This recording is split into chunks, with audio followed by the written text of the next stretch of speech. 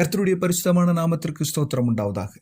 இன்றைக்கும் நம் தியானத்திற்கு இன்று எடுக்க போகும் வசனம் யோவான் 2ஆம் அதிகாரம் 1வது வசனம். 3ஆம் நாளிலே கலிலேயாவில் உள்ள கானா ஊரிலே ஒரு கல்யாணம் நடந்தது. ஆமேன். இந்த கானாவூர் கல்யாணம் அன்றைக்கு நடக்கும்போது எவ்வளவு பிரபலமாக இருந்ததோ இல்லையோ என்று நமக்கு தெரியவில்லை. ஆனால் இன்றைக்கும் இது பிரபலமாகவே இருக்கிறது. ஏனென்றால் ஆண்டவர் இயேசு கிறிஸ்து அந்த கல்யாணத்திற்கு சென்றதே இதன் காரணமாக உள்ளது.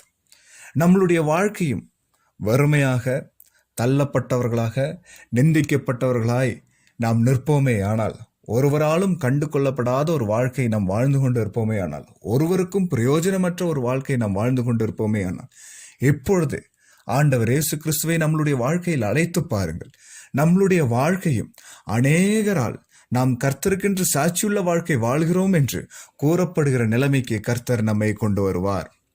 இந்த கானாவூர் கல்யாணத்தில் நடந்த அற்புதங்கள் நமக்கு தெரியும். திராட்சரசம் முடிந்தது. ஆண்டவர் இயேசு கிறிஸ்துவின் அற்புத கரங்களினால் ஒரு புது திராட்சரசம் அவர்களுக்கு பரிமாறப்பட்டது. ஆண்டவர் இந்த உலகத்தில் வாழும்போது ஒவ்வொரு அதிசயங்களினாலும் அற்புதங்களினாலும் அநேக காரியங்கள் செய்திருக்கிறார். இதில் ஒவ்வொன்றிலும் ஒவ்வொரு காரியம் நமக்கு கற்றுத்தருவார். நம்மளுடைய விசுவாசத்திற்கு ஏதுவாக அவர் நமக்கு கற்றுத்தரும் காரியங்கள் ஒவ்வொரு அற்புதங்களிலும் காணப்படும். அதே போலதான் இந்த கானாவூர் கல்யாணத்திலும் நம்மளுடைய விசுவாசத்தை பலப்படுத்தும்படியாக, நாம் கர்த்தரோடு சேர்ந்து நிற்கும்படியாக அவர் கற்றுத்தரும் காரியங்கள் என்னவென்றால், முதலாவது கீழ்ப்படிதல் உள்ளவர்களாய் இருக்க வேண்டும். இரண்டாவது காரியம், அப்படி கீழ்ப்படியும் போது கர்த்தர் வெறுமையான நம்மை நிரப்புவார். மூன்றாவது, கீழ்ப்படிதல் உள்ளவர்களாய் இருக்கும் பொழுது வெறுமையான நம்மை நிரப்பி தள்ளப்பட்ட நம்மை கனப்படுத்தி வைப்பார். இதுதான் இந்த கானாவூர் கல்யாணத்திலிருந்து கர்த்தர் நமக்கு கற்றுத்தருபவை. அதில் முதலாவது கீழ்ப்படிதல். வாசிப்போம். யோவான் 2ஆம் அதிகாரம் அதன் 5வது வசனம். அவருடைய தாய் வேலைக்காரரை நோக்கி, அவர் உங்களுக்கு என்ன சொல்லுகிறாரோ அதன்படி செய்யுங்கள் என்றார். திராட்சரசம் குறைவுபட்டது.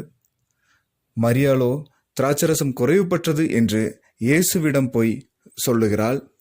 அதற்கு இயேசு, ஸ்திரீயே, எனக்கும் உனக்கும் என்ன, என் வேலை இன்னும் வரவில்லை என்றார்.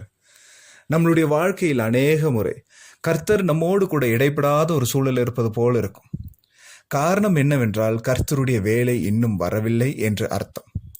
கர்த்தருடைய வேலை எப்பொழுது வரும் என்றால், எப்பொழுது நமக்குள்ள கீழ்ப்படியும் ஒரு இருதயம் நமக்கு வருகிறதோ, கடினமான இருதயம் கரைந்து போய் கர்த்தருக்கு செவி கொடுக்கும் இருதயம் நமக்குள் வருகிறதோ, அப்பொழுது கீழ்ப்படிதல் உள்ளவர்களாய் இருப்போம். ஏன் நாம் கீழ்ப்படியாமையில் இருக்கிறோம்?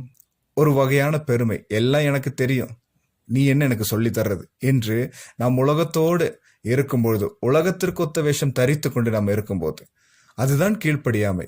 அப்படி இருக்கும்போது கர்த்தருடைய சத்தத்திற்கு நாம் செவி கொடுக்க மாட்டோம். கர்த்தருடைய சத்தத்திற்கு நாம் செவி கொடுக்கவில்லை என்றால் நம்மளுடைய வாழ்க்கையில் கர்த்தருடைய அற்புதம் நிகழவே நிகழாது.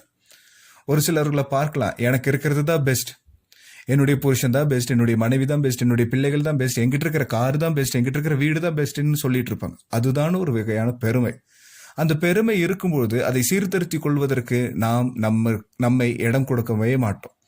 இந்த பெருமை இருக்கும் பொழுது நாம் நம்மை சீர்திருத்தி கொள்வதற்கு நாம் இடம் கொடுக்கவே மாட்டோம். பெருமையுள்ளவனுக்கு கர்த்தர் எதிர்த்து நிற்கிறார் என்று வசனத்தில் நாம் வாசிக்கிறோம். அதே போலதான் இந்த பெருமை நம்மை அழித்துவிடும்.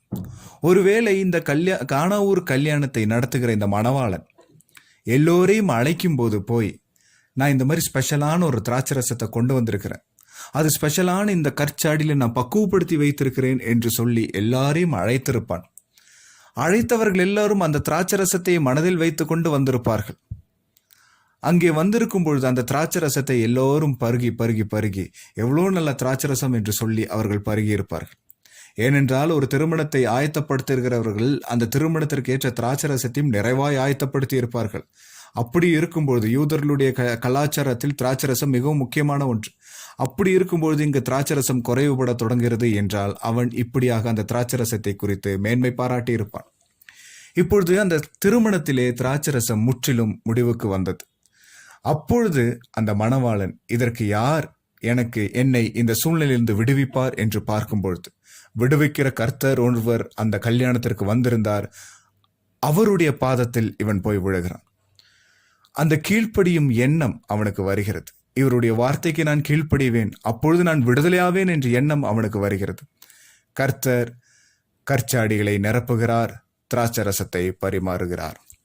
இந்த திராட்சரசம் ஏற்கனவே அவர்கள் குடித்த திராட்சரசத்தை காட்டிலும் ருசியுள்ளதாய் மாறுகிறது. அவனுடைய பெருமை அங்கே உடைக்கப்படுகிறது.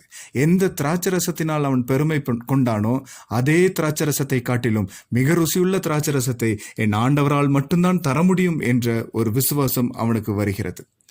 நம்மளுடைய வாழ்க்கையிலும் அதே போலதான். என்னென்ன காரியங்களை குறித்து பெருமை பாராட்டுகிறோமோ அதெல்லாம் நமக்கு ஒன்றும் இல்லை. இந்த வாழ்க்கையை கர்த்தர் நமக்கு கிருபையாய் தந்தது. இந்த வாழ்க்கையில நான் பர்ஃபெக்டா வாழ்றேன்னு சொல்றதுல ஒரு பிரயோஜனமும் இல்லை. கர்த்தர் தந்த இந்த வாழ்க்கையை கர்த்தருக்கென்று பயன்படுத்துவோமா? கீழ்ப்படிதல் உள்ளவர்களாய் இருக்கும் பொழுது கர்த்தர் நம்மளுடைய வாழ்க்கையில் மிக மிக பெரிய அதிசயங்களை செய்வார். எனவே நம்மளுடைய வாழ்க்கையில் கர்த்தருடைய வார்த்தைக்கு கீழ்ப்படிந்து அவர்களுக்கு ஏற்ற பிள்ளையாய் நாம் நடக்கும் பொழுது அவர் நம்மளுடைய வாழ்க்கையில் அதிசயங்களை காணச் செய்வார். இன்றைக்கும் ஒருவேளை நம்மளுடைய வாழ்க்கையில் இந்த மாதிரி வெறுமையான சூழ்நிலையா, இனி யாரும் எனக்கு உதவி செய்ய மாட்டார்கள் என்று இருக்கிறோமா? எல்லா நன்மைகளும் முடிவுக்கு வந்ததை இனி நான் என்ன செய்வேன்? என் வேலை என்னை விட்டு எடுத்து போட்டார்களே, இனி நான் என்ன செய்வேன்? எனக்கு வருமானம் இனி எங்கிருந்து வரும்?